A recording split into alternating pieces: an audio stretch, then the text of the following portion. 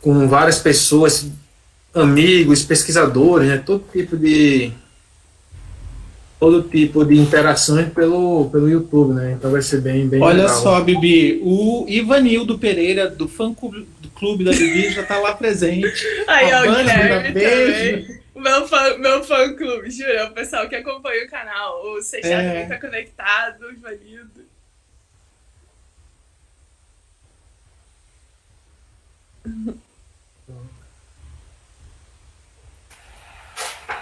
Então, 8 e 9, né? Então já.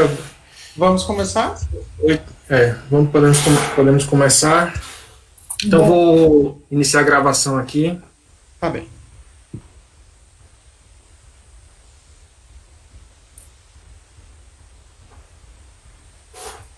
Pronto, estou aqui iniciando a gravação.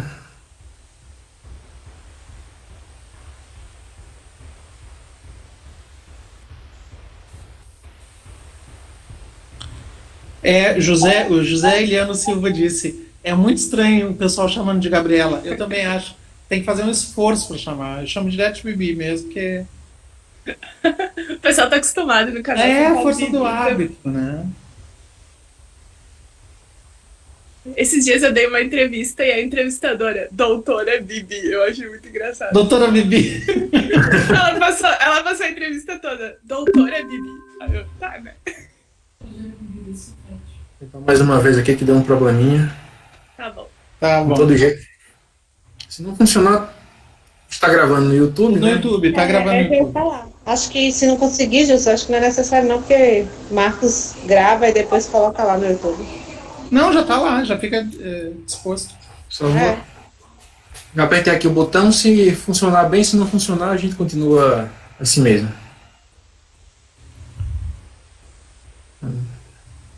Tá demorando aqui, não sei bem o porquê.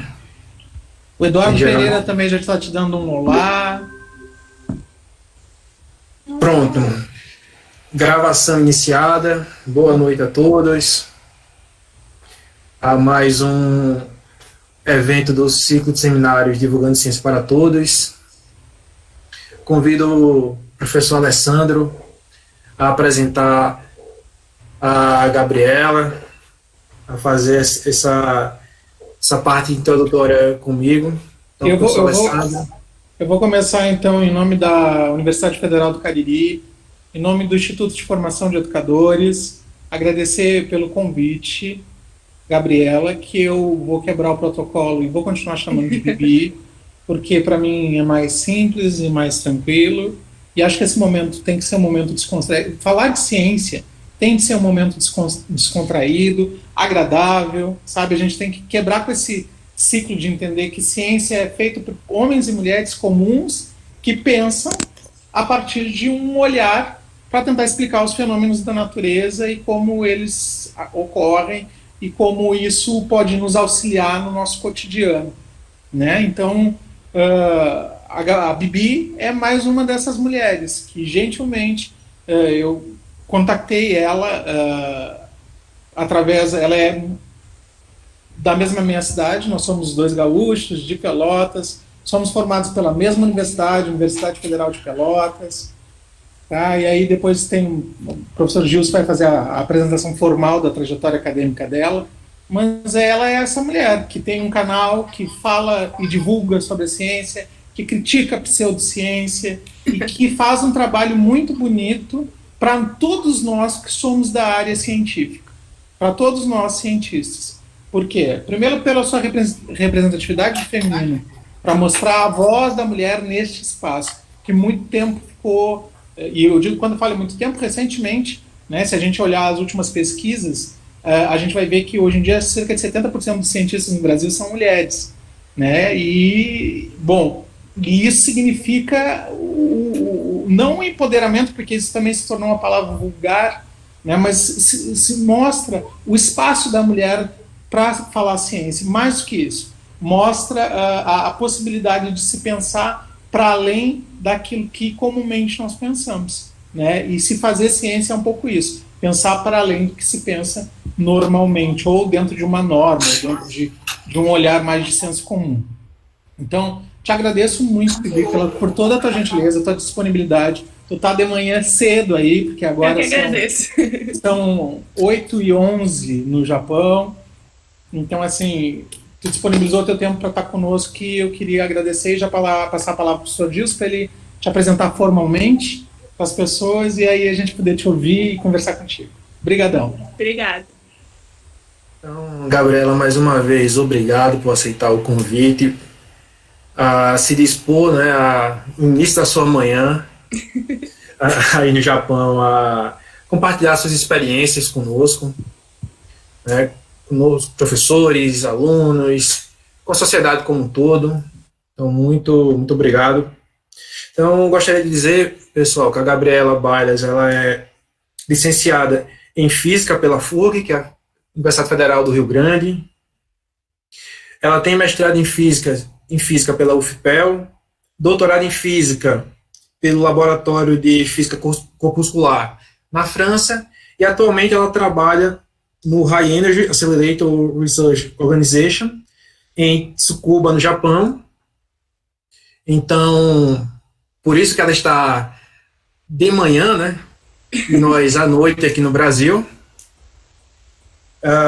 Ela tem um perfil no Instagram um pouquinho só, né, de seguidores, então, muita gente seguindo ela, que é o Bibi Bailas, e tem outros dois perfis que são Panoramas Cast e o Física Afins.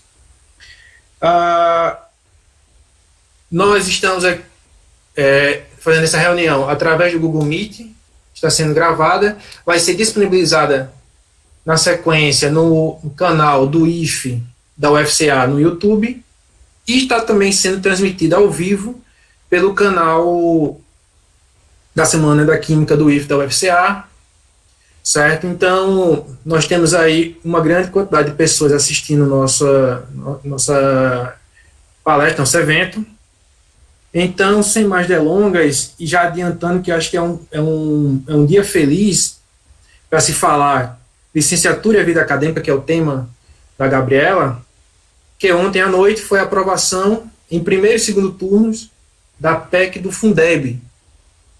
E a licenciatura forma o quê? Forma professores para o ensino básico. E o Fundeb vem para trazer a melhor qualidade de ensino, né, do ensino básico, principalmente para o ensino público básico, para que ele seja de qualidade, que ele seja disponível para mais pessoas, ele seja universal no Brasil e que ele seja de qualidade. E que a gente diminua, ou se possível, né, no futuro próximo, a gente até acabe com essas desigualdades que temos nesse Brasil imenso, de tamanho continental. Então, acho que foi uma coincidência bem grata, bem feliz, né, a aprovação desse Fundeb, e hoje nós estamos aqui trazendo essa experiência de licenciatura e vida acadêmica. Então, sem mais delongas, Gabriela, por favor, a palavra é toda sua. Bom, boa noite a todos aí no Brasil. Obrigada, Alessandro. Obrigada, Gilson, pela introdução. Fiquei muito feliz pelo convite de vir aqui conversar com o pessoal da Universidade Federal do Cariri. Então, eu vou fazer uma palestra bem informal, uma conversa, né? Então, durante a minha fala, vocês podem mandar perguntas através, acho que aqui do chat do Meetings ou no YouTube, que eu vou ficar tentando dar uma olhada para a gente conversar. Então, a ideia que eu tive aqui foi contar um pouco da minha experiência na licenciatura com vida acadêmica. Por quê? Uma pergunta que eu recebo muito no YouTube, Instagram, enfim, e-mail, são estudantes, né, de licenciatura ou estudantes de ensino médio que querem saber se eles podem se tornar pesquisadores fazendo uma licenciatura. Muita gente erroneamente pensa que uma pessoa que faz a licenciatura em física ou química, enfim, em algum curso, ela obrigatoriamente tem que dar aula no ensino médio ou no ensino fundamental. E isso não é uma verdade. Então, eu vou contar um pouco da minha trajetória e vou conversar com vocês que têm interesse em fazer licenciatura e seguir em vida acadêmica, tentar, né, apontar uma direção que vocês podem seguir e também discutir um pouquinho sobre as questões de ensino mesmo, que eu acho que são interessantes. Então, em 2009 eu comecei a faculdade de Física, né? Eu, na verdade, fui fazer faculdade na FURG, que é a Universidade Federal do Rio Grande, que é uma cidade no Rio Grande do Sul, é diferente da Universidade Federal do Rio Grande do Sul, só para fazer essa distinção. E aí eu fui para lá porque eu queria fazer o bacharelado, porque eu também, naquela época, pensava que uma pessoa que faz licenciatura não pode ser pesquisador, né? E eu queria ser pesquisadora, enfim, cientista. E aí eu fui fazer faculdade lá, bacharelado, só que quando eu estava no meu terceiro semestre de Física, surgiu a oportunidade de participar de um programa da CAPES, que é um programa extinto, mas que se chamava Programa de Licenciaturas Internacionais, onde a CAPES fez um acordo com a Universidade de Coimbra, em Portugal, e aí os estudantes das licenciaturas era matemática, física, química, história, letras, enfim, eles podiam cursar 2 anos na Universidade de Coimbra, fazendo as cadeiras normais do curso de lá, e depois voltar para o Brasil, encerrar a licenciatura e aí ganhar 2 diplomas. Então, eu sou licenciada, né, em Portugal e também no Brasil. Tem algumas diferenças, como, por exemplo, que lá em Portugal não existe essa distinção entre bacharelado e licenciatura, como a gente tem no Brasil, né? A Europa, em geral, a comunidade europeia, tem um tratado que chama Tratado de Bolonha, então os cursos de graduação são 3 anos, e aí se tu quiser dar aula, ou se tu quiser trabalhar em determinada linha de pesquisa, tu faz um mestrado, aí o mestrado são 2 anos, e aí complementa esses 3 anos e fica 5 anos de formação.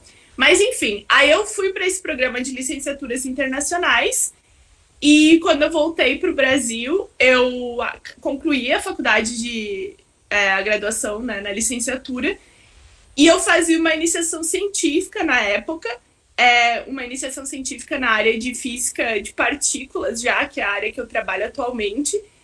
E aí eu acabei a minha graduação e decidi fazer um mestrado na Universidade Federal de Pelotas.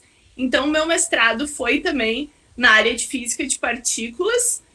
Fiz o meu mestrado lá na Federal de Pelotas. E aí, quando eu estava acabando o mestrado, eu decidi que eu queria estudar, fazer o meu doutorado fora do Brasil, porque quando eu fui para Portugal, né, eu gostei muito de morar fora, eu sempre gostei de viajar. Eu achei muito legal ter essa experiência de formação além do Brasil, né? Uma escolha pessoal, nada que não quer dizer que as universidades brasileiras não tenham nível, porque tem muito nível sim, né? Muita pesquisa de qualidade, mas era uma opção pessoal. Então eu comecei a procurar bolsas fora do Brasil, porque eu sabia que a CAPES já estava num momento difícil e é bem complicado conseguir, quem está pensando, né, em estudar fora do Brasil, a CAPES e o CNPq são as agências fomentadoras no Brasil, né? As grandes, as maiores, que dão bolsas para os estudantes irem para fora do Brasil. Eu já tinha um pouco de consciência que a CAPES não iria me dar um doutorado pleno fora do Brasil, porque na física é bem concorrido, enfim, é bem difícil mesmo de conseguir. E aí eu comecei por conta a procurar locais fora do Brasil que pudessem oferecer um doutorado com dinheiro próprio deles, né, do país. Então eu comecei a procurar, fiquei 1 ano procurando, todo o meu 2º ano de mestrado foi dedicado a escrever a dissertação e procurar por essa bolsa fora. E aí foi quando eu consegui a minha bolsa de doutorado na França. Então o meu doutorado na França, ele já não tem relação com o Brasil, né? Quem pagou o meu doutorado foi o CNRS, que é o equivalente à CAPES, só que na França, que é o Centro Nacional de Pesquisa Científica na França. E aí eu fiz 3 anos de doutorado lá, porque o doutorado na França e na maioria dos países da Europa são 3 anos. Concluí meu doutorado também em Física Teórica de Partículas. E aí eu queria já continuar nessa área de pesquisa, na área acadêmica. E aí eu vim fazer o meu pós-doutorado no Japão. Então estou em pós-doutorado há quase 2 anos no KEC, que é o Centro de Altas Energias aqui no Japão, aqui em Tsukuba. Também o meu pós-doutorado ele é pago pelo governo japonês, e a partir do mês que vem eu vou para um segundo pós-doutorado, também aqui no Japão, só que na Universidade de Tsukuba. Então, apesar de eu ter me graduado em licenciatura, eu sempre tive essa vontade de pesquisa. Então, eu sempre fiz toda a minha formação, né, mais voltada, então, já para essa ideia de fazer a minha carreira acadêmica. Algumas pessoas que eu sei que estão assistindo aqui da Universidade Federal do Cariri, eu sei que os cursos são em licenciatura, isso é a grande maioria, então nada impede que vocês da licenciatura, seja em física, química, ciências, sigam, né, se vocês tiverem esse desejo, uma carreira acadêmica que a gente fala do núcleo duro, né? Então, para isso acontecer, eu sempre acho importante que vocês sigam uma iniciação científica, que vocês tentem, né, fazer cadeiras que vão ser importantes no mestrado, porque assim, se vocês tiverem dúvida, como faço para entrar no mestrado, né? Eu não sei muito bem áreas fora da física, mas na física, pelo menos, tem duas maneiras que alguém pode entrar no mestrado no Brasil, né? A primeira maneira é pela seleção própria da universidade.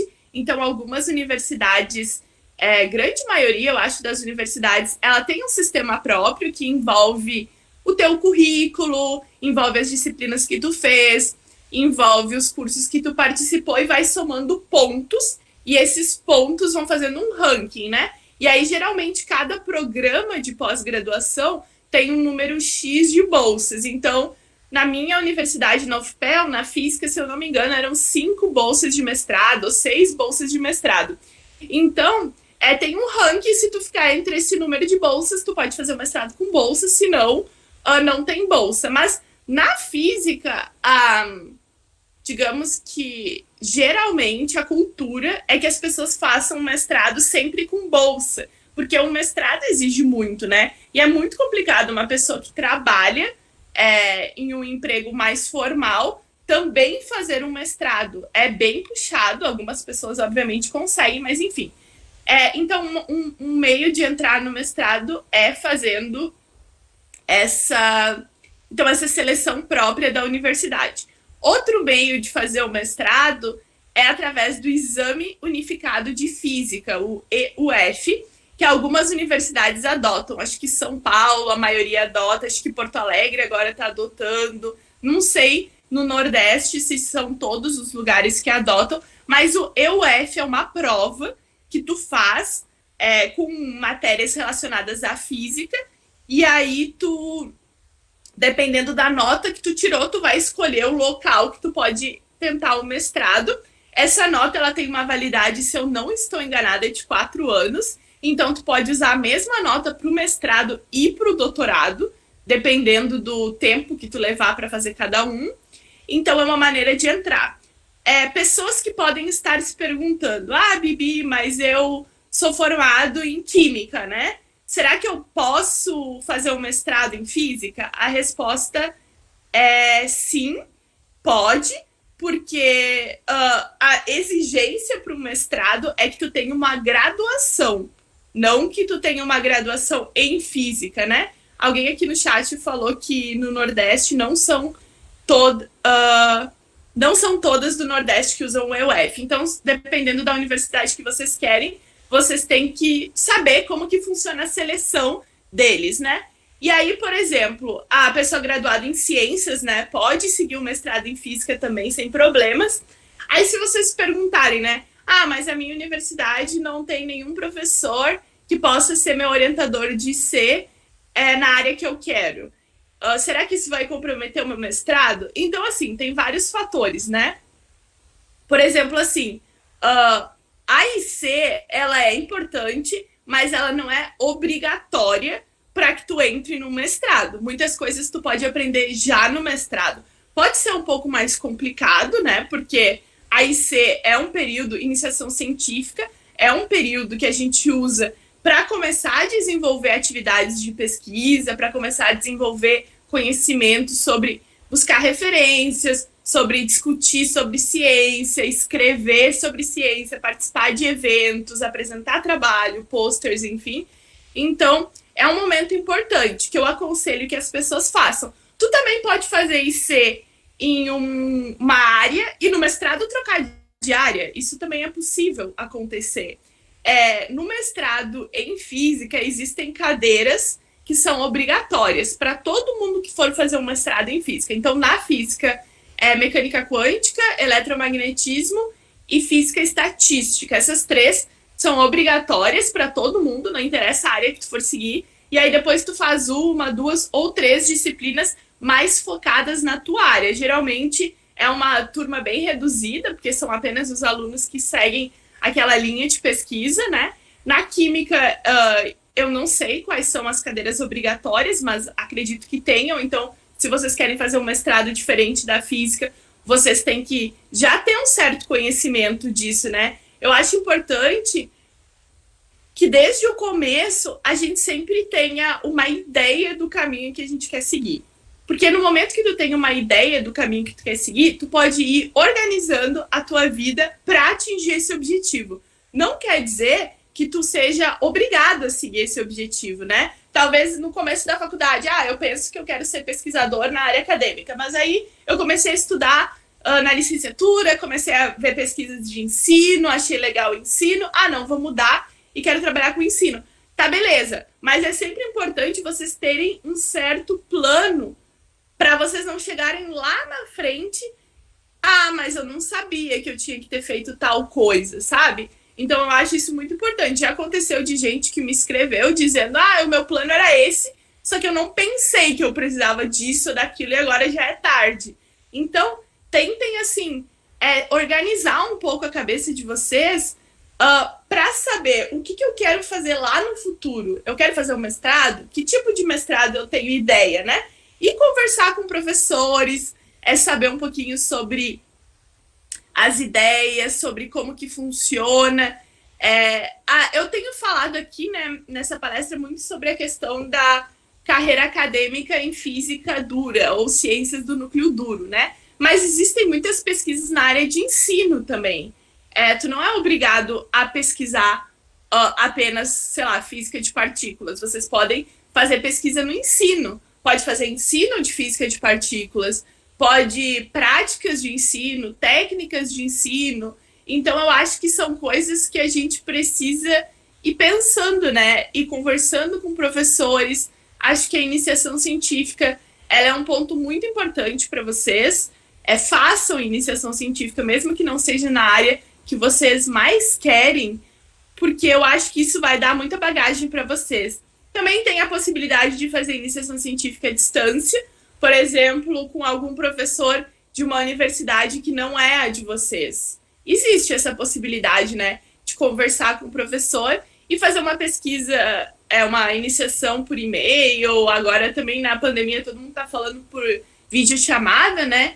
Também dá para falar com o professor dessa maneira, pode tentar fazer uma colaboração entre algum professor do teu departamento e um professor de fora do teu departamento. Existem muitas possibilidades, né? O que eu saliento sempre independente do que tu decidir fazer, sempre tenha oficialmente tudo certinho. Existe IC com bolsa, né? Existe a IC que tem a bolsa de PIBIC, para quem quer fazer uma iniciação científica mais no núcleo duro. Existe o PIBID, que é da licenciatura, mas também existe iniciação voluntária, que é quando tu não recebe bolsa, porque talvez tu receba bolsa de outro lugar, ou tu tenha um trabalho formal, enfim, que é ser IC voluntária, mas mesmo a IC voluntária, existem na universidade documentos comprovando isso. Então eu acho muito importante que vocês sempre tenham tudo registrado oficialmente, porque quando vocês forem tentar um mestrado, o teu currículo ele precisa ser provado, né? Tu não pode botar qualquer coisa no currículo, né?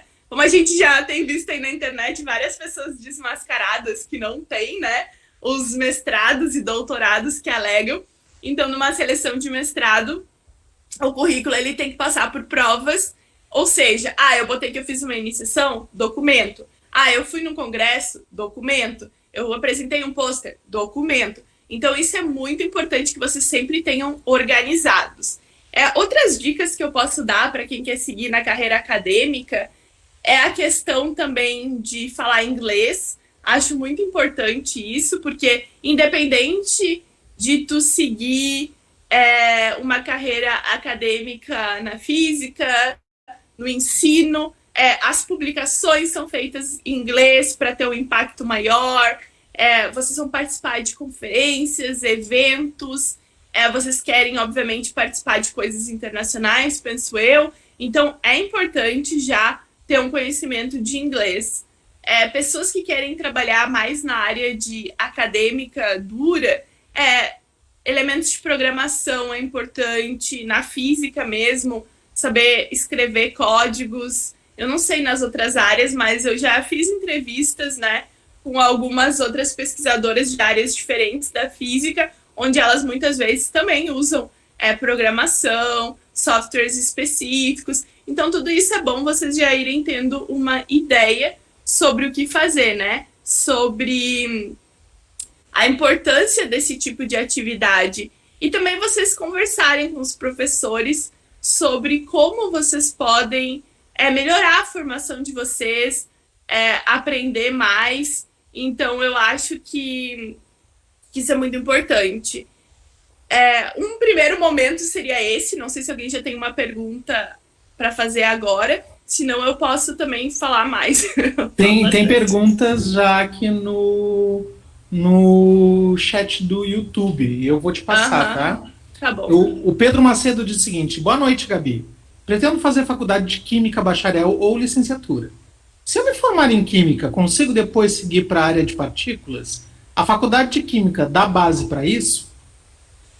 Tá. Se tu te formar em Química, não tem problema seguir na área de Física de Partículas. Eu acho que é importante procurar talvez uma intersecção, né? Porque se tu tá fazendo uma faculdade de Química, acho que é porque tu gosta de Química, né? Tem alguma afinidade com Química. E talvez tu quer ir fazer mestrado, acho que né? Mestrado... para a área de partículas, né? Sim, existe astroquímica. Não sei se tu conhece essa área, mas no canal já teve até uma entrevista com uma convidada da astroquímica. Então ela se formou em química e depois seguiu um pouco para essa área mais voltada para astrofísica. Então é uma intersecção. A gente teve recentemente uma palestra com a professora Adriana Ibaldo, da UNB, que ela é físico-química, ela se formou em química e depois ela foi para a área de fotônica, ciência dos materiais. Então ela fala muito sobre essa intersecção, né? Existem muitos trabalhos interdisciplinares, mas como eu falei, tu tem que ver qual área tu quer seguir e como fazer isso. A faculdade de química em si, eu acho que vai depender da tua grade curricular, as cadeiras que tu vai ter. Se não, tu vai ter que correr um pouquinho atrás, eu acho, dar uma estudada. Gabriela, aqui no Meet tem o José Iliano falando aqui, né? A parte da programação foi algo presente desde o início da tua carreira. Tá. E depois tem o João. Tá. Você disse no vídeo que recomenda que a gente faça licenciatura e também bacharelado, certo? Mas fica muito corrido fazer os dois juntos. Mais de ser... Tá, então para o José primeiro. A parte de programação, sim, porque eu fiz no Cefet, eu fiz técnico em eletrônica. Então, no técnico em eletrônica, eu já aprendi a programação, né? Programação em C, que a gente tinha lá. Então, eu já tinha uma base. Eu sempre recomendo que as pessoas estudem programação por fora, porque na faculdade de física, a programação ela é dada em um semestre, geralmente uma linguagem de programação que ninguém usa. Quer dizer, na minha época, né? Não sei se hoje segue assim, mas na época eu aprendi a programar em Delphi. Ninguém usa essa linguagem de programação. Nunca vi, nunca peguei um código que alguém fez em Delphi. Então, não, eu acho que a ideia era só aprender a lógica, mas é meio inútil, né? Se as pessoas usam, sei lá, Python, C, enfim. Então, eu acho que sim, que é bom tu dar uma estudadinha por fora em programação. E é isso, e para mim foi presente desde o começo. Para o João, que falou no vídeo que eu recomendo, o que eu falei foi o seguinte, eu fiz a licenciatura e peguei cadeiras do bacharelado, né? Eu fiz quase todas as cadeiras do bacharelado, fica corrido, mas assim, eu não quis o título, os 2 títulos, né? Quando eu pude me graduar em licenciatura, eu me formei e fui para o mestrado. Então, eu não fiz o TCC da graduação, eu fiz o relatório de estágio, porque eu fiz estágio obrigatório para me formar em licenciatura. E a IC tava tudo bem, porque assim, eu não fazia IC de ensino, eu só fazia IC do bacharelado. Então, o que tu pode fazer, que eu acho mais interessante, é te focar em se formar em uma delas e meio que puxar as optativas importantes para te ter o conhecimento da outra. Como licenciado, tu pode ser pesquisador e tu pode dar aula, mas como bacharel, tu não pode dar aula no ensino médio fundamental, né? Então, tem que ver se tu quer ser professor, tu quer ser pesquisador acadêmico, o que tu quer fazer? E aí tu vê qual seria a melhor coisa para ti. Se tu quer fazer licenciatura, de repente puxa no bacharelado apenas as cadeiras que vão ser importantes para um mestrado, tipo mecânica quântica, estatística, eletro 1 e 2, quântica 1 e 2. Então acho que isso é importante. E aí eu já puxo um pouquinho, talvez, para a gente comentar sobre licenciatura, que eu fiz estágio, né, obrigatório, então fiz quase 1 ano de estágio dando aula no ensino médio para uma turma de 2º ano, e foi uma experiência bem puxada, assim, ser professor em ensino médio é bem desafiador, é bem, assim, cansativo também, porque a gente tem muita gente dentro da sala de aula, e eu sempre acho interessante a gente pensar como profissionais que vamos ensinar, né? Mesmo a pessoa só dando aula para o ensino superior, ela é uma orientadora, ela é uma professora. A gente precisa também ensinar para esses alunos pensamento crítico, como a ciência influencia no nosso dia a dia. Muitas pessoas saem do ensino médio e saem da faculdade sem saber que a ciência ela influencia a nossa vida de todos os dias. Muitas pessoas vão perguntar, para que serve a ciência? Por que eu tenho que fazer essa cadeira, né? Ou no ensino médio vão pensar assim, nossa, por que eu tenho que estudar física? Física não serve para nada.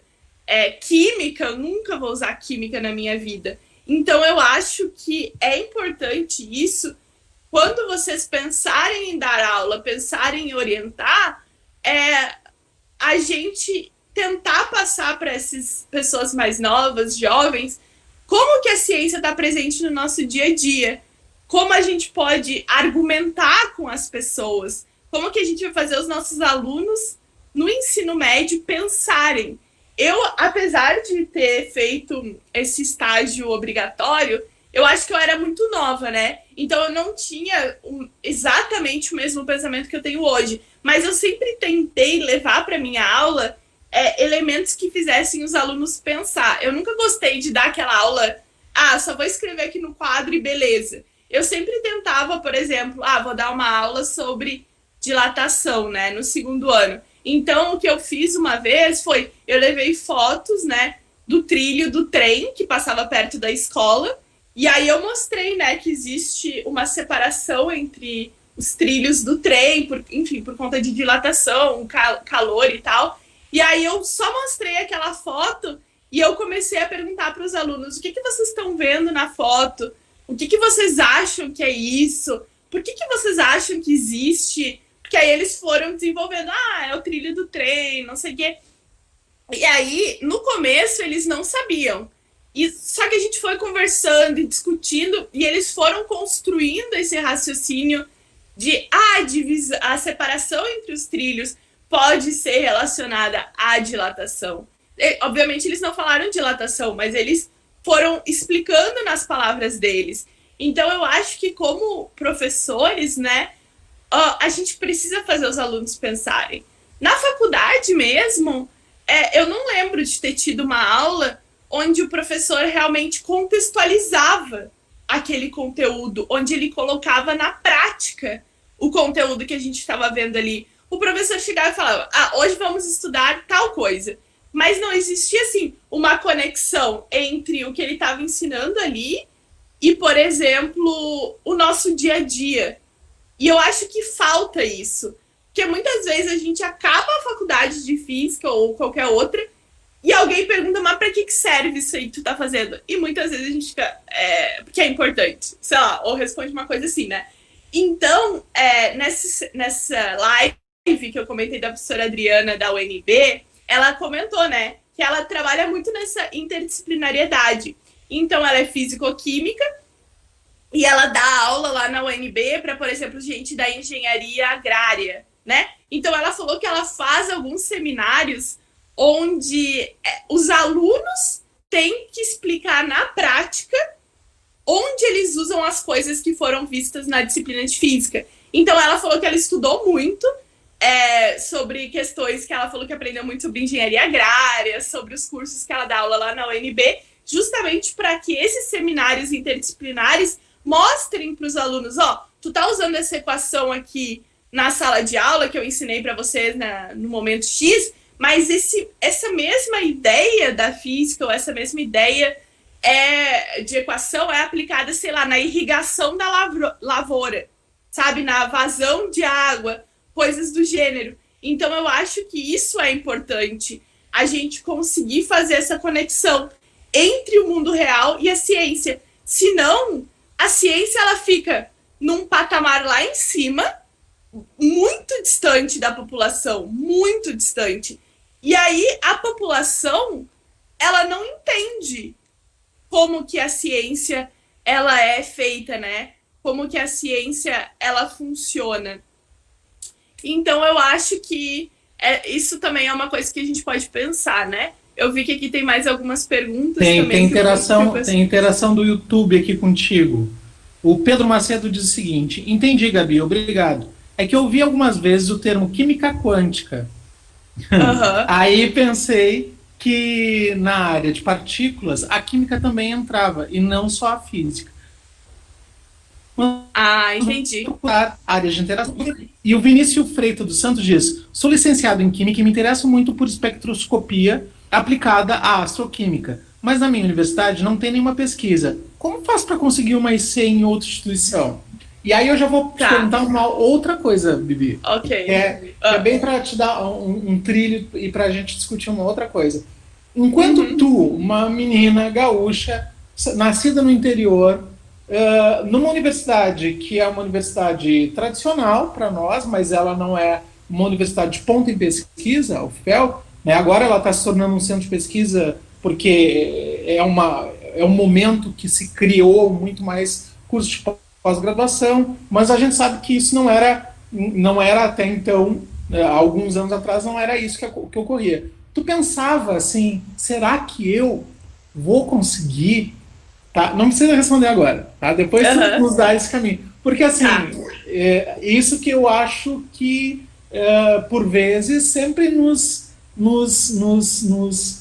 angustia, assim, né? Na medida em que a gente, saindo do interior, está aqui no Brejo Santo, região do Cariri cearense, será que eu consigo ir lá para o Japão? Será que eu consigo ir para o College de France, ou para o King's College, ou para qualquer centro que tu sonhe ir?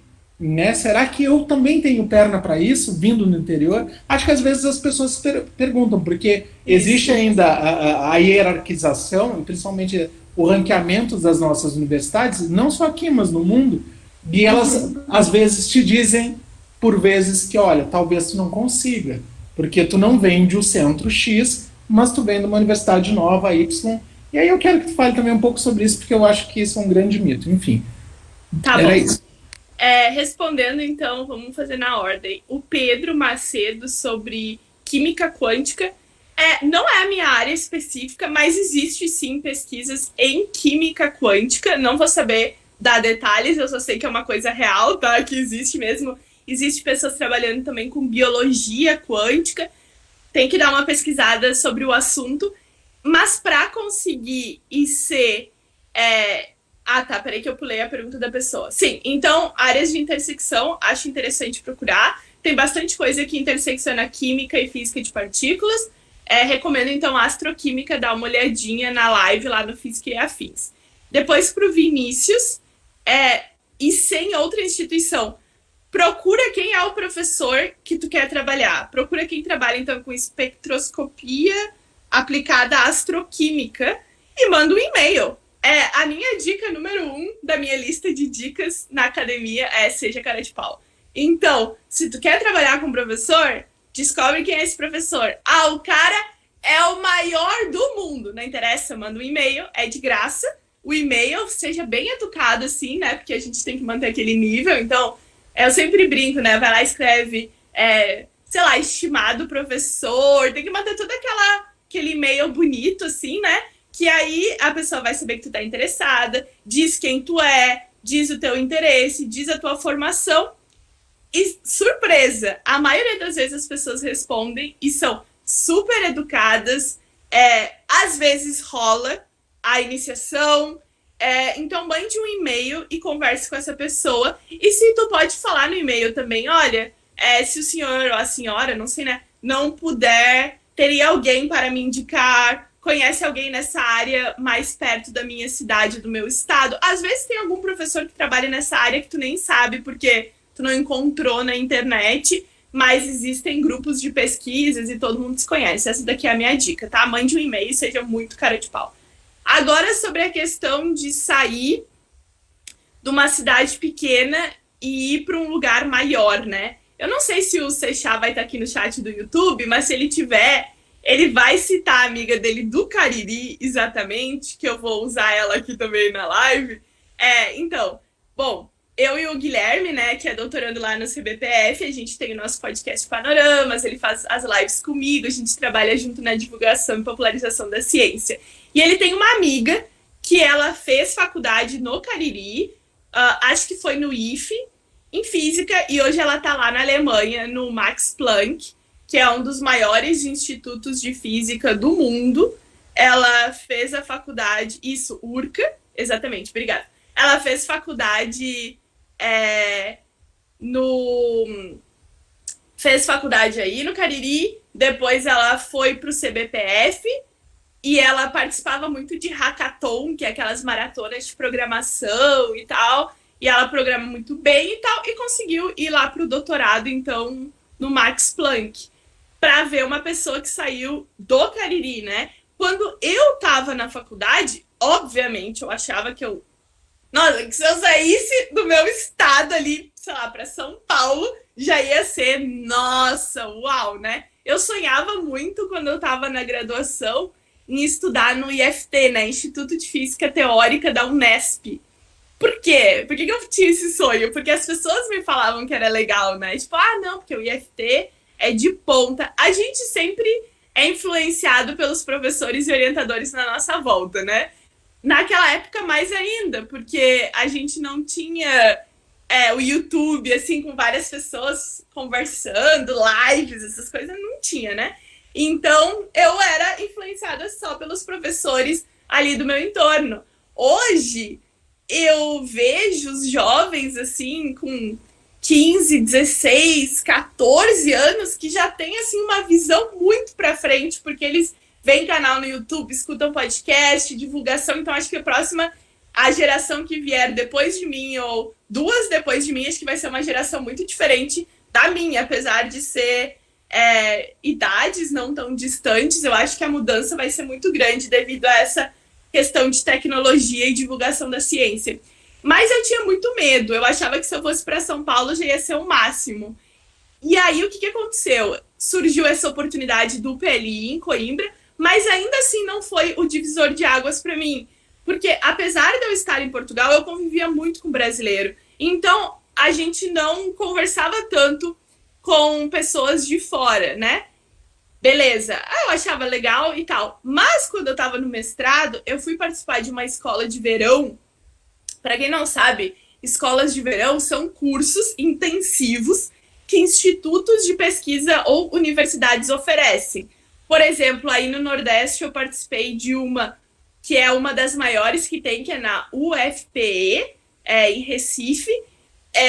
Tem uma escola de verão de física, que é uma das mais antigas e prestigiadas do Brasil, onde tu fica 4 semanas lá, tendo aulas de determinadas matérias, conversando com professores, É um curso de verão, assim, rapidão, uma semana não, um mês, com aulas intensivas, é muito legal. E aí, quando eu estava no mestrado, eu participei de uma outra escola de verão, que é a Escola de Verão Latino-Americana do CERN. O CERN é um centro de pesquisa que vocês já ouviram falar, do acelerador de partículas, o LHC, entre a Suíça e a França, só que eles têm a versão latino-americana, que acontece em diversos países na América Latina. Na minha época, em 2013, acho que foi, era no Equador.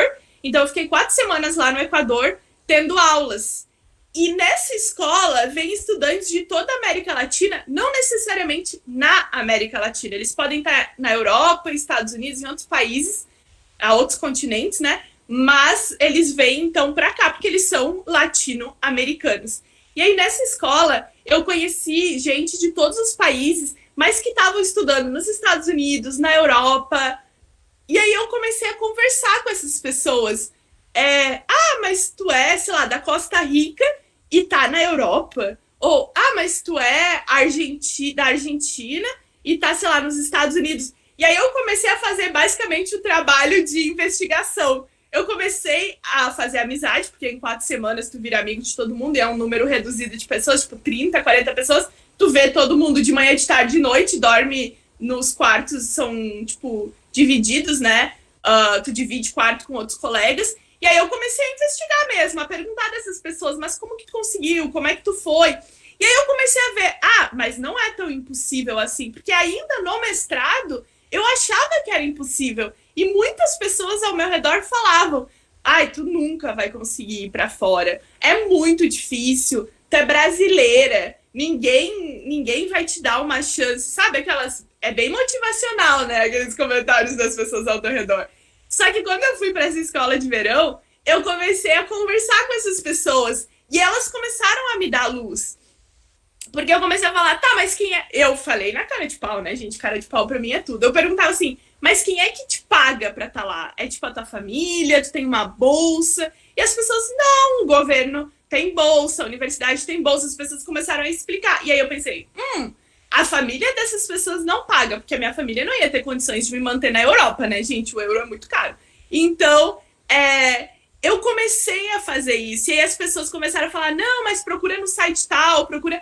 E aí eu comecei, né, anotei tudo, voltei do Equador 1 ano antes de acabar o mestrado e me dediquei 1 ano a todos os dias de noite procurar bolsas. Gente, eu apliquei para tantas universidades, vocês não têm noção.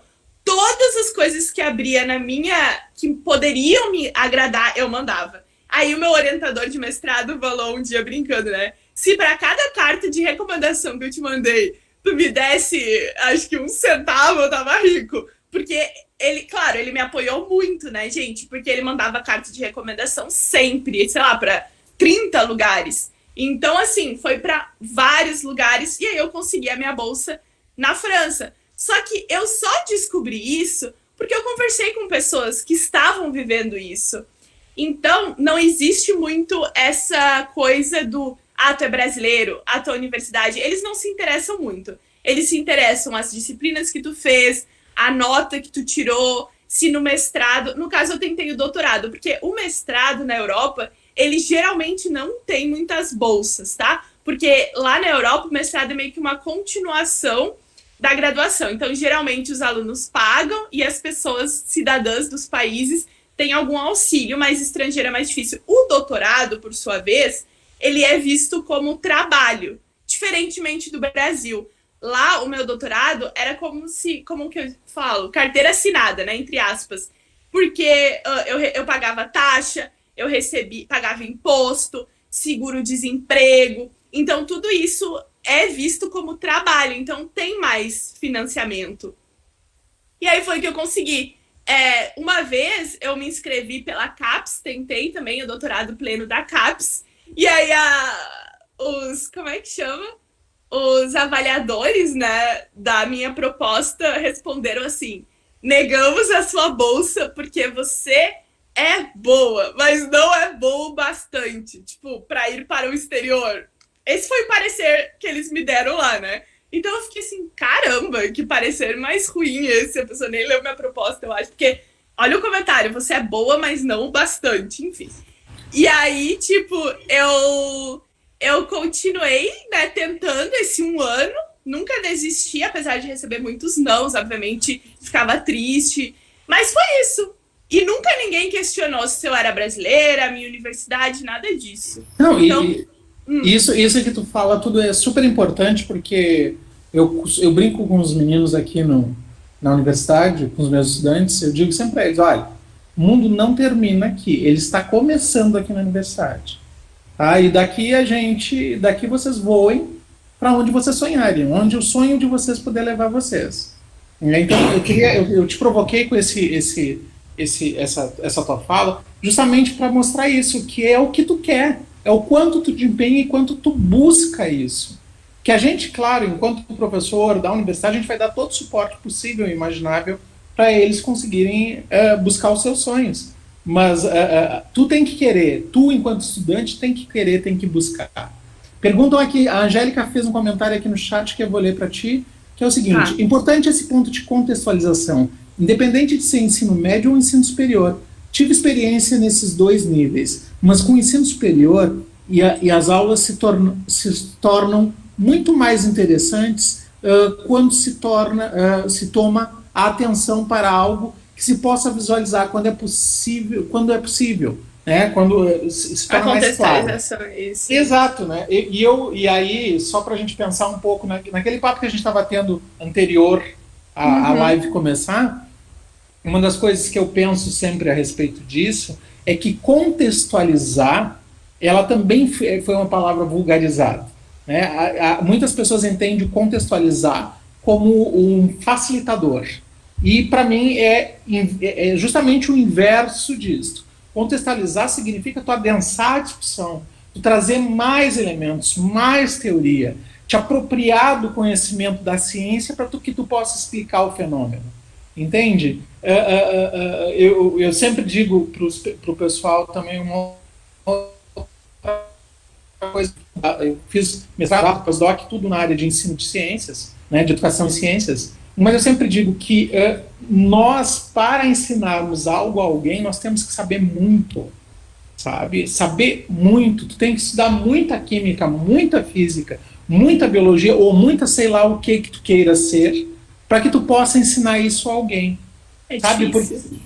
Porque isso tem que se tornar um pouco aquilo que te constitui, sabe? Tu não pode titubear na tua... Não é que tu tenha que saber tudo, não é isso. Mas tu precisa ter conhecimento, e esse conhecimento precisa fazer parte do teu cotidiano para que tu consiga fazer essa contextualização, para que tu consiga fazer essa aproximação, né?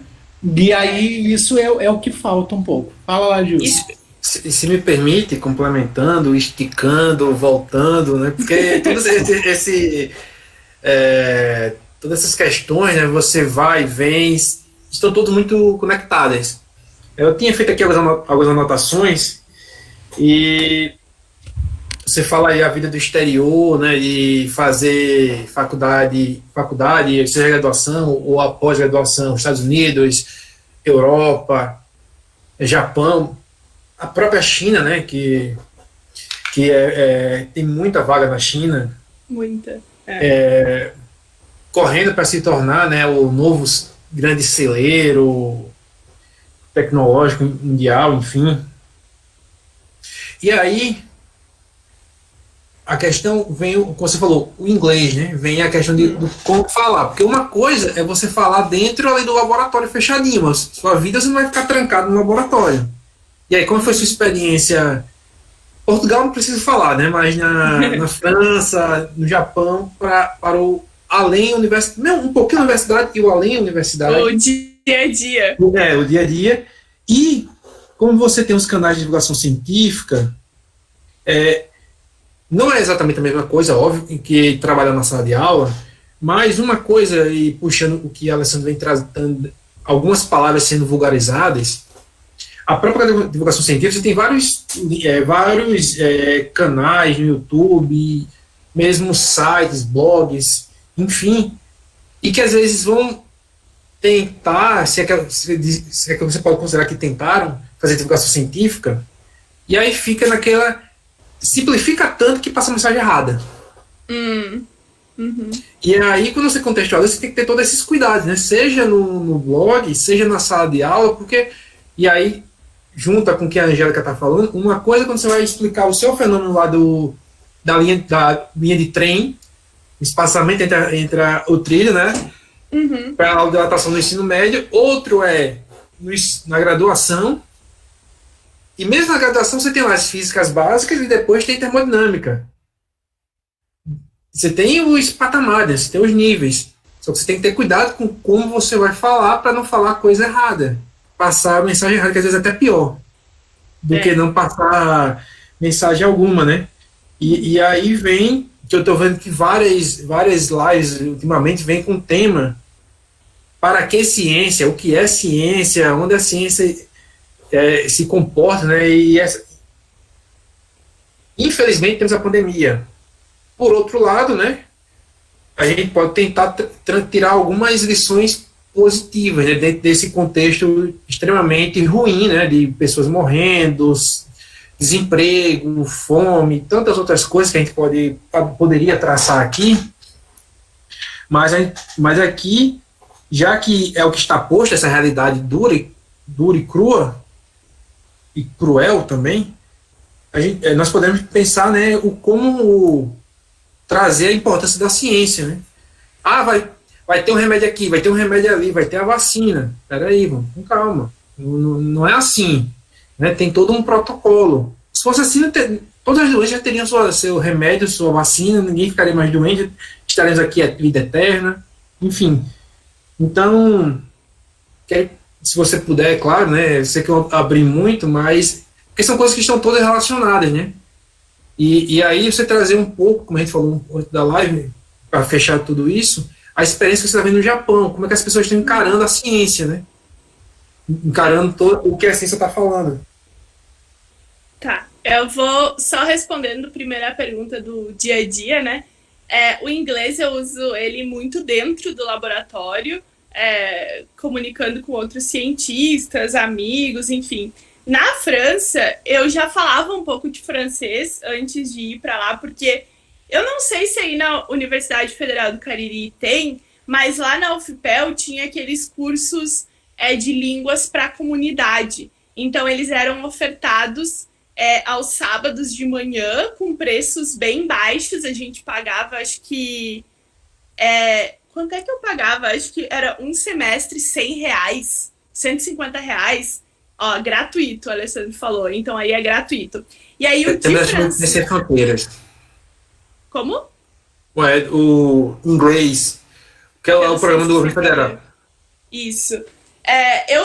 Eu fazia o de francês, né? Nos sábados de manhã, por exemplo. Então, eu fiz 3 semestres de francês do curso popular da universidade. Curso ótimo. Os alunos ali dando aula são alunos da licenciatura, né? Tinha alemão, francês, inglês, espanhol, vários idiomas, assim, e os alunos, pelo menos os de francês, as professoras que eu tive eram muito dedicadas, explicavam, era muito bom o curso, e aí quando eu fui para a França eu já tinha uma pequena noção de francês, e aí eu fiz lá na França curso de francês oferecido pela universidade também, e aí eu aprendi francês, então, tipo, eu falo francês fluentemente. O japonês, eu faço curso, mas eu não sou muito boa. Mas no dia a dia, assim, eu meio que me viro. Mas eu preciso realmente estudar muito mais japonês. Então, nesse quesito é tranquilo. E se eu tenho, assim, um problema muito grande, aí eu peço ajuda lá no laboratório. Eles geralmente têm secretárias que ajudam a resolver a nossa vida, às vezes, quando a gente se perde, né? Então, é isso, sobre os idiomas. Sobre a questão da ciência, para que serve ciência, o que é ciência, é uma problemática, né? Porque eu acho que as pessoas, elas não têm a cultura científica. Quando que, se tu for pensar, né, no ensino médio, tem gente no Brasil, grande parte da população, que nem acabou o ensino médio, ou que só foi até o ensino médio. A parcela da população que chega na universidade é muito pequena. E aí, às vezes, quando algumas pessoas falam, até nessas lives, né? Para que serve ciência? O que é ciência? muitas vezes a live, ela não fala com a população. Ela fala com... como é que é? Tu vai ensinar a Bíblia pro católico, né? Ou pro padre, sei lá. É basicamente isso. É tu ensinar o que a pessoa já sabe. É só a pessoa meio que discutir sobre o assunto. Então, a gente precisa encontrar formas de passar a divulgação, a popularização da ciência para todo mundo. Por que no meu canal eu muitas vezes abordo temas que eu sou criticada porque as pessoas dizem assim, mas isso é um canal de física ou é um canal de, sei lá, espiritualidade? Isso aqui é um canal de física ou é um canal de política? Para ver como muitas vezes as pessoas, e muitas vezes pessoas dentro da universidade, elas não entendem que ciência e política desde sempre estão intimamente conectadas.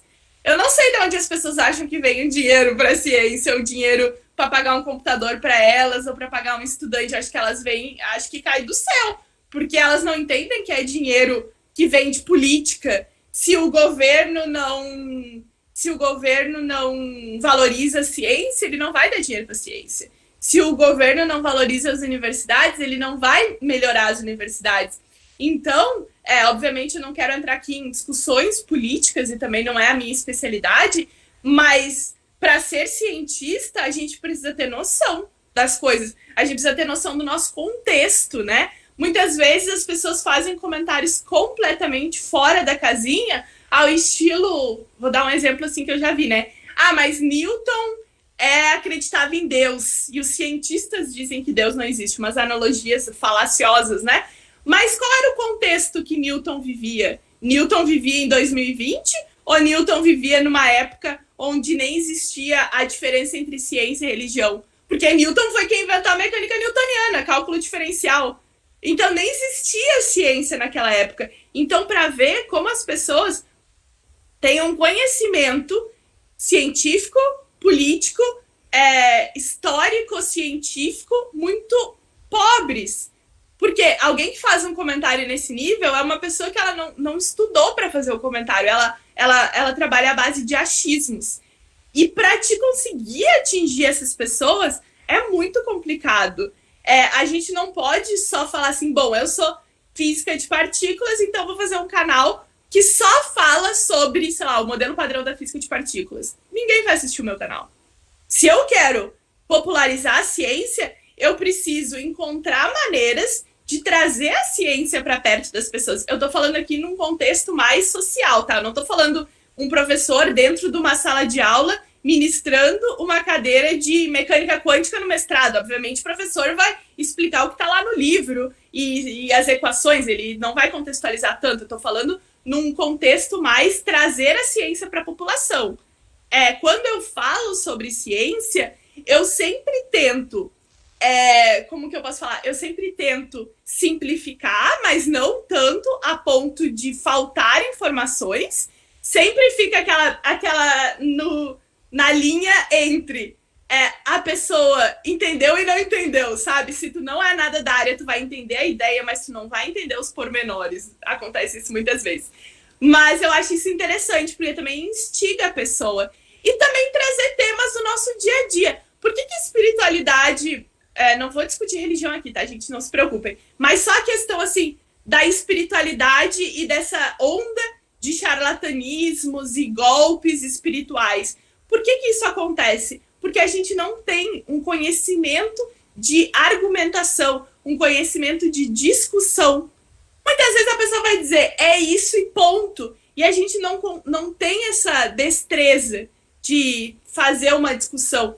Então, no canal, nas terças-feiras, que tem a Terça Quântica, né, que é o quadro do canal, eu sempre trago pseudociências ou faço comentários. Então, muita gente agora está aprendendo o que é um artigo científico, o que é uma revisão sistemática, como que eles sabem se a fonte é confiável ou não. Uma discussão que eu estou tendo bastante é argumentos falaciosos. Todo mundo já usou algum argumento falacioso. Eu, vocês, todo mundo, né? Nem que seja o argumento da autoridade, mas eu sou doutora em física, sabe? Aquele argumento... Não, a gente precisa aprender a discutir argumentativamente e a entender quando o discurso é falacioso. eu tenho ficado feliz de entrar em páginas onde estão lá com aquelas famosas frases clichê, cientistas comprovam, pesquisas mostram, e aí nos comentários as pessoas estão lá, quem são esses cientistas? Qual é a fonte? Acho que a pergunta que eu mais faço é qual é a fonte da informação? Essa fonte é segura? Então eu acho que isso aguça o sentimento de investigação. E muitas pessoas mandam assim, Bibi, quando eu comecei a assistir o teu canal, eu me tornei uma pessoa chata, né? Porque as pessoas fazem essa correlação entre chato e crítico, mas de uma maneira negativa. Mas não é. É só uma pessoa que não quer acreditar em qualquer coisa. Se alguém te fala, Bibi, cientistas comprovam isso, mas eu vou falar, mas quem é esse? Da onde saiu esse cientista? E muitas vezes nem é um cientista de verdade. É uma pessoa que usa o nome doutor para passar o argumento da autoridade, né? Eu vou utilizar a frase da Natália Pasternak no Roda Viva, que ela falou, as pessoas, os pseudocientistas odeiam a ciência, mas todos querem ser doutor. Então essa foi uma frase dela muito importante, porque quando que tu confia em alguém? Quando a pessoa se diz doutor, mas aí tu tem que ter esse sentimento de crítica, de pensamento crítico, para realmente ir atrás e ver se essa pessoa é um cientista e se tem validade. Olha, eu já falei, dei uma misturada, mas acho que o Alessandro queria falar também. Não, mas eu acho super importante isso, porque justamente tu te vale da titulação acadêmica para legitimar a tua fala, entende? Eu também não quero entrar nessa questão, mas assim, acho que é um mote de um outro dia, quem sabe, se tu estiver disponível e quiser vir falar conosco. Mas porque a gente tem que cada vez mais romper essas máscaras, sabe? E a ciência tem que se mostrar, né? Eu não estou dizendo que a gente vai largar o ethos da ciência, ou de não se falar com a terminologia científica, mas assim, determinados lugares usam determinadas roupas, por exemplo, né? Se tu vai à praia, tu tá com uma roupa de praia. Se tu tá na academia, tu tá com uma roupa de academia. Se tu tá na universidade, tu tá com uma roupa... A mesma coisa é a fala, sabe? Assim, tu pode utilizar da tua fala em diferentes momentos com diferentes roupagens, né? Então, são coisas importantes que a gente tem que se dar conta. Então, Tarcísio abriu o microfone e eu fecho o meu para ele falar. Já que jogou para mim, professor, é o jeito de falar agora, né? Bom, eu acredito que toda essa timeline aí que a Gabriela apresentou é extremamente válida e muito produtiva. A gente torce, efetivamente, que sirva-se de inspiração, principalmente para os alunos, para perceber, como o professor Alessandro fez a introdução belíssimamente, que esses cientistas, nós, na verdade, somos comuns. Na verdade, você parte de uma filosofia que esse cientista, ele é 95% sentado ali na sua cadeira, conta, computação, física, matemática, discussão e tudo mais, e esses 5% numa mesa de bar que você teve uma sacada, ou numa mesa ali do café. Mas isso é extremamente importante para mostrar para os alunos que essa caminhada, efetivamente, ela vai começar na graduação, no envolvimento dos diversos projetos de iniciação e tudo mais que os alunos, quanto mais se expuserem, maior é a probabilidade de dizer assim, eu quero fazer física de partícula, eu quero fazer astronomia, eu quero fazer astrofísica, eu quero fazer coisas do gênero. Mas, Gabriela, eu queria, na verdade, como o mote, e o mote é um termo que a gente utiliza aqui pelo Nordeste para iniciar uma conversa, está associado com a licenciatura, para saber se efetivamente você teve algum contato, acredito, não sei se o seu pós-doc permitiu isso, de algum tipo de interação para saber como essa realidade, como essa valorização do professor aí nas terras nipônicas, como que é esse reconhecimento e como que essa valorização do professor pode refletir em proporcionar que mais estudantes queiram ser professores. Porque aqui no Brasil, especificamente quando você trata da rede pública, os alunos, em geral, não têm muito interesse em se tornar professor. Porque eles observam diariamente, tanto com as críticas quanto com as reclamações dos próprios professores que eles tiveram no ensino médio. Então, imagina, ele já partiu dessa vida acadêmica do ensino médio, todos os dias escutando, vocês vão procurar fazer outra coisa. Os cursos desejados, se você botar naquela balança padrão, em geral são medicina, direito e engenharias nobres, né? Porque tem as engenharias nobres definidas dessa maneira, a engenharia mecânica, a elétrica, a civil e as outras engenharias. Em geral, o pessoal associa dessa maneira. Enquanto a licenciatura, os alunos, não, acho que não serve para nada, eu vou fazer a licenciatura. Tem uma conversa do imortal professor Ariano Suassuna, que há pouco tempo, que ele disse que antigamente os testes de aptidão para saber qual área você tinha era na prática. Então, se você tinha aptidão de abrir barriga de lagartixa, você ia para a medicina. Se você tinha aptidão para consertar bicicleta e tudo mais, era engenharia. E se não servia para nada, era direito. Ele foi fazer direito e percebeu que não era direito, que na verdade a área dele era a docência. E foi onde efetivamente ele se consagrou. Então, diante dessa volta toda, é só para saber se você teve algum tipo de contato para fazer meio que uma sondagem, obviamente meio que superficial, para ver como é que essa valorização do professor seja no nível elementar aí nas terras nipônicas. E, mais uma vez, parabéns pela fala. E se me permite complementar a discussão que você estava tendo antes com o Alessandro, eu diria, esticaria um pouquinho a conversa dizendo o seguinte: as pessoas amam muito tecnologia e confundem tecnologia com ciência, embora estejam extremamente conectadas. Mas quando você chega, o computador que aqui está, a internet com a qual estamos usando para ter essa live, essa conversa, foram anos e anos de muita ciência, que começou com a ciência básica, que não tinha nem não tinha o como, o porquê, foi lá aquele trabalhozinho de formiguinha, indo, até que alguém chegou, opa, isso aqui pode servir para ali. Ou seja, tem muito trabalho, ciência de base, suor, né? Tem muito suor, e mesmo quando você quer fazer, como agora, a vacina para o coronavírus, o SARS-CoV-2, tem muita ciência que tem que fazer para conseguir chegar na vacina. E se hoje, aparentemente, se está chegando na vacina em tempo recorde, que não está garantido, né, mas está bem encaminhado, tem ao menos umas 4 vacinas aí bem encaminhadas no mundo. Tem a chinesa, tem a de Oxford, a Rússia anunciou uma, o Trump acabou de fazer uma pré-compra de 2 privadas, acho que tem alguma outra que está me faltando memória agora, mas tem muita ciência por trás, e é porque tantas áreas da ciência se desenvolveram para permitir agora facilitar o caminho para achar a vacina. Então as pessoas acham que eu tenho um computador, tenho um carro, tenho isso, tenho aquilo, está tudo conectado. Então, assim, né, acordei e saiu a vacina pronta, acordei e apareceu o carro voador, e não é bem assim, né? Você gosta de mexer no Instagram, agora vai ensinar as pessoas quais são os métodos que tem aí por trás do Instagram. Como agora no Twitter, né, teve o problema das contas verificadas, que algumas contas foram hackeadas, sumiram essa semana do Twitter. Ninguém quer saber o que tem por trás, né? Quer ver só o bonito, só a estética na frente. Então isso é uma coisa bem que a gente tem que tentar vencer isso aí. Que as pessoas aprendam a gostar do que vem por trás, né? O que está atrás das câmeras. Obrigado. Exato. Obrigado. Voltando então à pergunta do professor Tarcísio sobre o Japão, né? Eu não tenho muito contato com questão de licenciatura no Japão.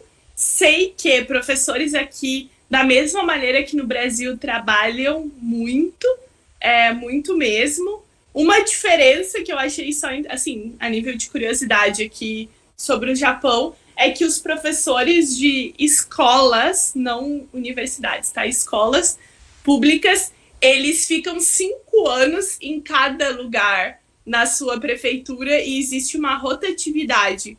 Então, tu fica 5 anos numa cidade, depois eles vão fazendo essa troca, porque é uma maneira dos professores irem para cidades melhores ou cidades que nem todas as pessoas querem. Isso é só uma curiosidade, assim.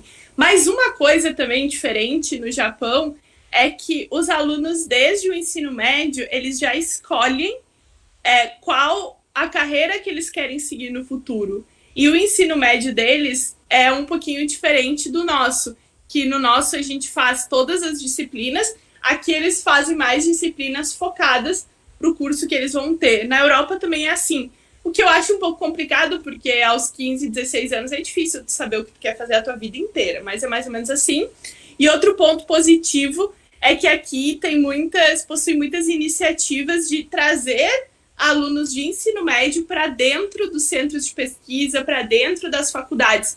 Então, no meu trabalho, obviamente não com a pandemia, mas até o ano passado, várias vezes no verão, a gente recebia estudantes de ensino médio para passarem uma semana aprendendo o que a gente fazia no laboratório, aprendendo como que era um experimento de partículas. O meu chefe tem uma iniciativa que é para meninas do ensino médio, então ele faz 2 dias de meninas dentro do laboratório, então ele convida, inclusive, pesquisadoras na área de ciência europeias, de grande nome, para virem para cá. Também existe muito mais a questão do investimento, né, do financiamento para isso, mas ele consegue trazer pesquisadoras. Ano passado ele trouxe uma física francesa que trabalhou no descobrimento das ondas gravitacionais. Então ela veio para cá, deu um seminário para a gente, um seminário entre aspas adulto, e depois deu um seminário para as alunas do ensino médio, com uma tradutora para o japonês, né? Então, assim, é muito interessante essa vivência que já conecta o médio com a pesquisa. Lá na França, eu participava de um projeto que é nessa mesma linha. Alunos de ensino médio, eles escolhem passar uma semana em algum laboratório. Então, eu era voluntária para trabalhar com alunos de ensino médio na questão de estatística. Então, assim, só um exemplinho rápido para vocês. Os alunos ficavam uma semana lá com a gente, então eles falavam com o pessoal da engenharia, eles construíam um circuitinho microeletrônico, depois eles passavam uma semana entendendo o circuito, e era um circuitinho eletrônico de dado, sabe? Dado mesmo de mesa, assim, de jogo de dado. Então era um que tu apertava o botão e era como se fosse a face de um dado. E aí eu trabalhava com eles a parte de estatística e probabilidade para saber se o dado no circuito ele realmente era aleatório ou ele tinha uma sequência. Então eu ficava 2 dias com esses alunos. Então assim, trazer a ciência para mais perto. Era só esse meu comentário. O pessoal falou que ia fazer comentário, podem fazer, gente. Eu basicamente acabei assim um pouco que eu tinha para falar. A professora Tatiana queria fazer um comentário. Isso. Eu queria primeiro, agradecer por ela ter se disponibilizado em dia que eu sei que não foi convite nosso, mas acho que a fala dela, para a gente que já é professor, que já fez o mestrado, o doutorado, pode parecer algo simples e familiar, mas para os nossos alunos, acredito que seja algo muito enriquecedor, para que eles conheçam esse caminho todo, as possibilidades que eles podem trilhar. E eu queria só enfatizar, uma coisa que ela falou aí, 2 coisas que ela falou aí durante a palestra dela, que eu acho que é super interessante e que os nossos alunos precisam desenvolver muito, que seja cara de pau, Ela falou. Porque a gente está passando por alguns processos aqui de seleção do PIBID do Residência Pedagógica. E eu tive alunos que eu soube que não se inscreveram na seleção porque estavam com vergonha de participar de uma entrevista ou não sabiam como responder, Então, o que ela coloca aí é extremamente importante. Você tem que ser cara de pau, Porque o não você já tem, Então, você está tentando o sim, a possibilidade do sim. E aí eu me lembrei da minha seleção de doutorado. Quando eu fiz a minha seleção de doutorado, eu precisava de uma carta de indicação do possível orientador. E era num doutorado que eu não conhecia ninguém, Eu fui, pesquisei, como ela falou aí, e eu quero fazer doutorado aqui.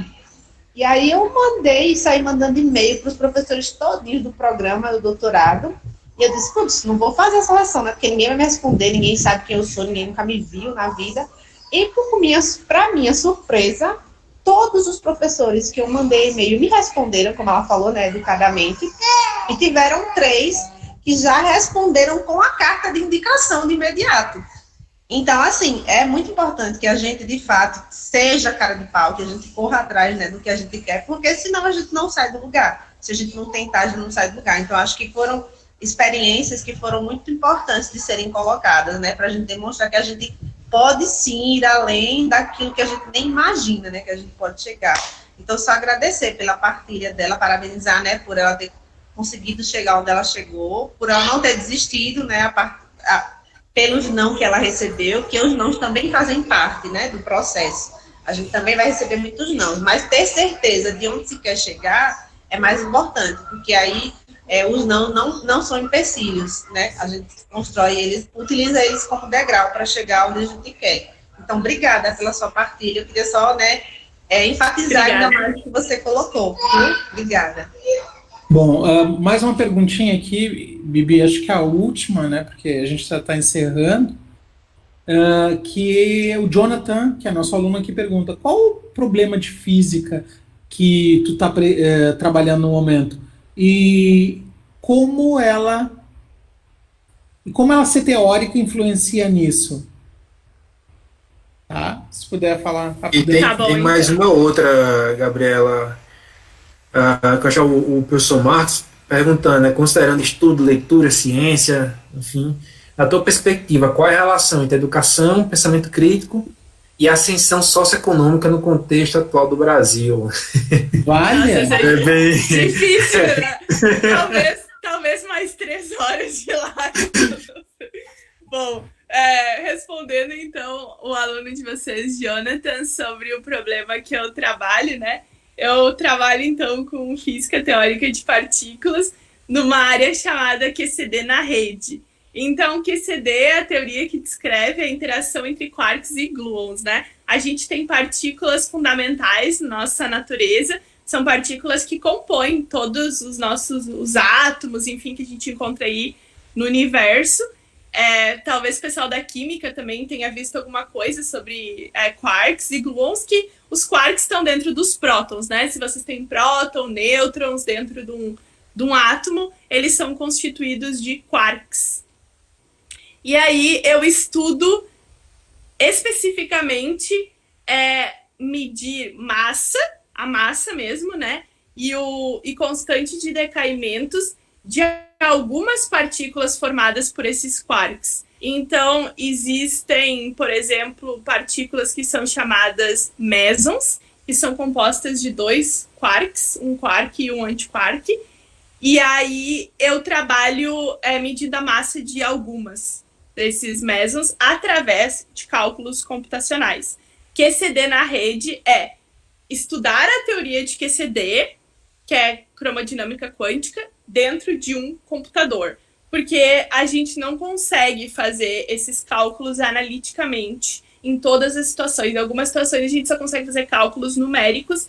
Então é isso que eu faço, assim, de maneira muito resumida. Depois eu posso deixar aqui também o link no YouTube de uma palestra que eu dei para o pessoal do IFB, onde eu fiz 1 horinha explicando mais sobre física de partículas, se alguém tiver interesse. E no meu canal também já falei bastante sobre o assunto, mas é isso que eu faço.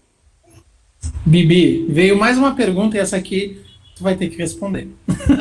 Que é do seu Rui, que diz o seguinte: nas vossas concepções, promover o combate às pseudociências pode ser o grande marco na atualidade? Pois algumas instituições estimulam as práticas, ressaltando que o INSS afiança essas práticas. Tá? Eu sei que essa aí também é uma pergunta difícil, mas... As duas são difíceis, né? Só voltando... Respondendo ao Marcos, sim. Isso.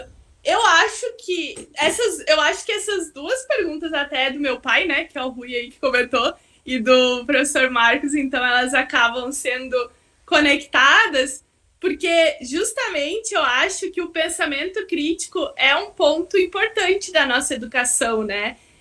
E combater as pseudociências faz parte de possuir um pensamento crítico, né? A gente precisa sempre o pensamento crítico para que a gente consiga... eu não sei, a questão da ascensão socioeconômica seria conseguir um nível de vida melhor. Então, assim, eu acho que a educação é um pilar essencial para a gente.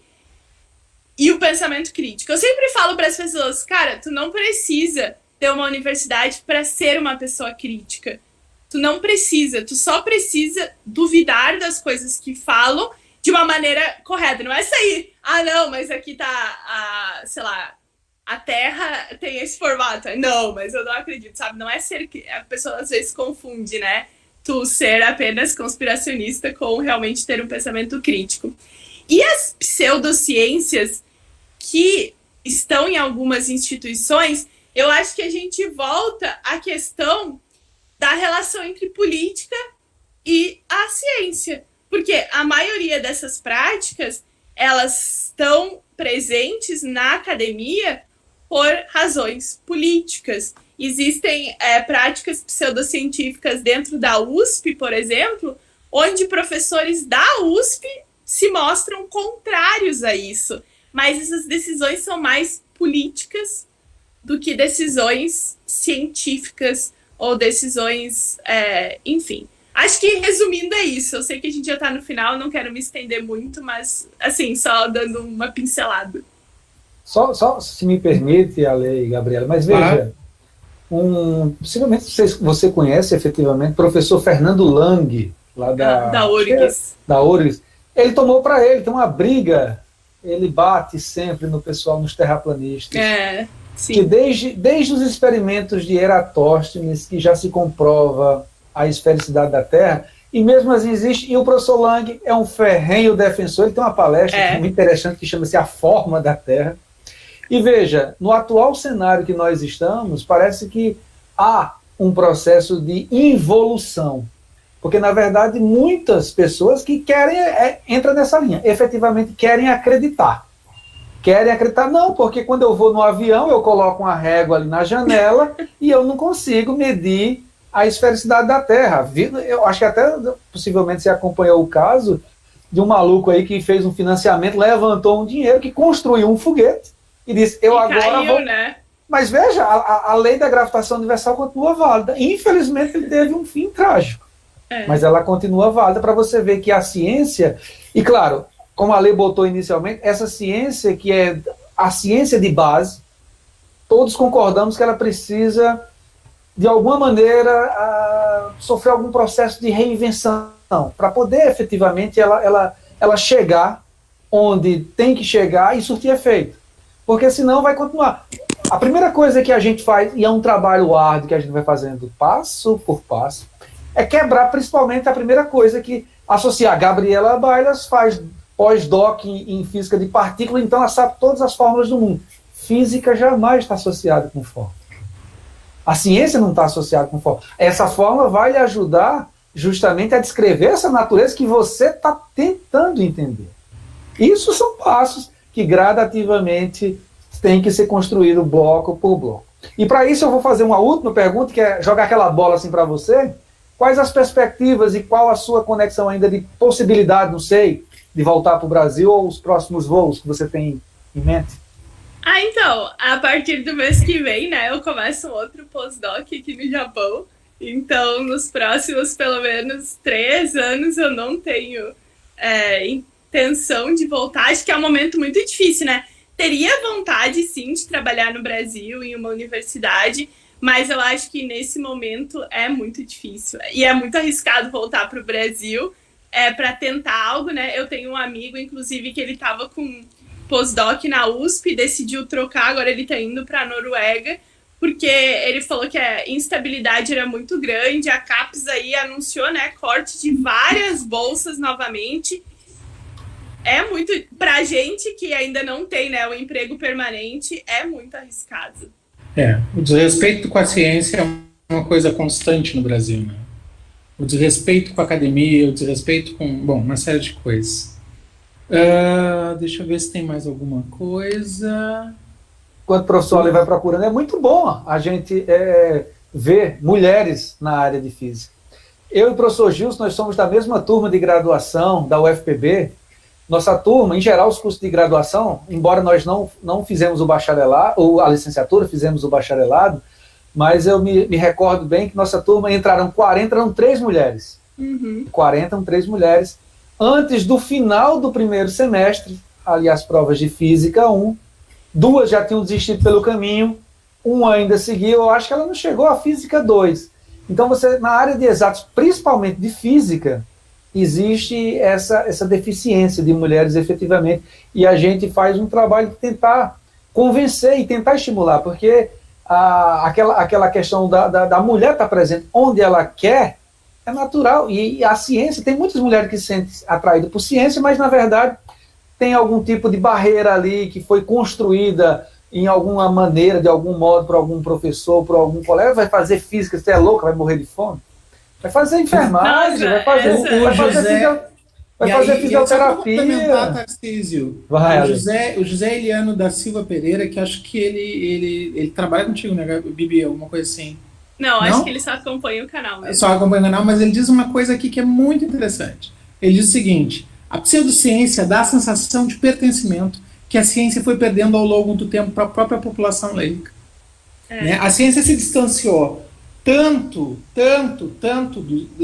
do povo, né? Ela ficou uma coisa tão restrita a um mundo tão fechado que efetivamente as pessoas, por vezes, elas ouvem mais esses pseudocientistas, esses charlatões que se utilizam de uma linguagem muito eloquente, muito interessante, se apropriam de alguns conceitos da ciência e distorcem ou contorcem eles a seu bel prazer, né? E, bom, como eles têm essa interpelação muito grande ao povo, as pessoas acreditam neles e nos deixam, às vezes, como sendo nós pessoas que tenhamos que realmente provar aquilo de qual nós falamos. Mas, assim, eu vou, então, começar a agradecer a Bibi por todo esse tempo de fala. Eu sei que tu deve estar cansado, foram 1h30 falando, assim, e o pessoal te arguindo e te interpelando. A gente fica muito feliz de estar contigo aqui, da tua gentileza em estar esse tempo conosco, porque para nós é muito importante a gente fazer essas conexões com outros espaços, com cientistas de outros espaços. Neste momento, a gente ainda está nesse momento terrível, no qual todo mundo está submetido ao pandêmico, então a gente não pode estar junto pessoalmente, mas quem sabe num futuro próximo, Bibi, a gente já deixa aberto aqui o desejo de te ter aqui junto à Universidade Federal do Cariri. Os meninos fazem normalmente, eu estou dizendo os meninos, que estou olhando para o Gilson e para o Tarcísio aqui, mas a física faz normalmente no mês de março a Semana da Física, que é uma semana muito legal, onde normalmente vêm pesquisadores da física de diversas áreas, né? Não só do ensino, nem só da física dura, né? Na física de bancada, mas de diversas áreas, de diversos lugares. E ia ser legal também te ter aqui, poder te ouvir pessoalmente, deixar as pessoas... Porque eu sempre digo que, claro, que um evento, ele sempre é importante por tudo que se ouve e a gente aprende sempre muito. Mas aquele momento, sabe, do cafezinho, do coffee break, onde tu consegue falar com o pesquisador, onde tu consegue materializar a tua referência teórica, sabe, ele é mais importante ainda, porque é ali onde é que tu vê no cotidiano a ciência no seu nicho mais íntimo, assim, que são os eventos científicos. Então, assim, já deixo aqui em aberto o desejo da gente te ter, né, junto de nós aqui, e agradecer a participação do teu pai, agradecer aos colegas todos que estão aqui, os nossos alunos, as pessoas que tiveram e que já foram por algum motivo ou outro, porque também nesse momento pandêmico as pessoas têm outros afazeres em casa que às vezes elas não conseguem estar sempre junto de nós, né? Deixar aberto aqui o espaço, esse espaço de Divulgando a Ciência, que ele não é só meu, só do Gilson, só do Tarcísio, só do Rodrigo, da Tati, do Marcão, ou do IFE, ele é um espaço nosso, da ciência, sempre, né? Portanto, assim, bom, eu queria falar também, eu sou lá da universidade, mas eu não conheço nenhum dos meninos, e eu tenho um assunto que é legal, e eu queria proponha, sabe? Proponha, tem os nossos e-mails aí, se tu puder deixar aí, Gilson, um e-mail para a gente, sabe, entre em contato conosco, fale conosco, é sempre bem-vindo. Acho que é um momento de aprendizagem para todo mundo. As tecnologias e esse momento pandêmico servem nem que seja para isso. para a gente poder se aproximar e discutir mais essas ideias e ampliar mais os nossos horizontes e adensar mais as nossas discussões. Isso também, para mim, é fazer ciência. Então, agradeço muito, muito, muito, muito, muito por ter gentilmente aceitado esse nosso momento. Muito obrigado. Foi um momento muito rico para todos nós, eu tenho certeza disso. Eu que agradeço o convite, com certeza volto para conversar com vocês. Quem sabe na próxima vez no Brasil vou conhecer aí o Cariri. Eu adoro o Nordeste, então para mim vai ser um prazer, uma honra. Era isso, espero ter contribuído. Se alguém tiver dúvidas, também tem meu canal lá, o Física e Afins, Instagram, Twitter, Billy Bailas. É só conversar comigo que eu respondo. E assistam o Física e Afins, gente, tem muita coisa legal. Não é pela amizade a Bibi, mas assim, porque tem muita coisa legal mesmo, muita discussão, que é muito útil, se aprende muito com as coisas que ela traz, né? São sempre discussões muito prudentes e a gente tem que aprender a aprender, né? Então a gente é um ato de... Vamos aproveitar o tempo, né, gente? Já que a gente está dentro de casa mesmo, vamos aproveitar o tempo. Em vez da gente estar vendo bobagem, ou aquilo que... Agora foi péssimo, né? Porque parece que estou dizendo que tudo no mundo, exceto a ciência, é bobagem, mas não é isso que eu quis dizer. Eu quis dizer, em vez de a gente estar vendo alguma coisa que não seja tão rico, vamos aproveitar esse momento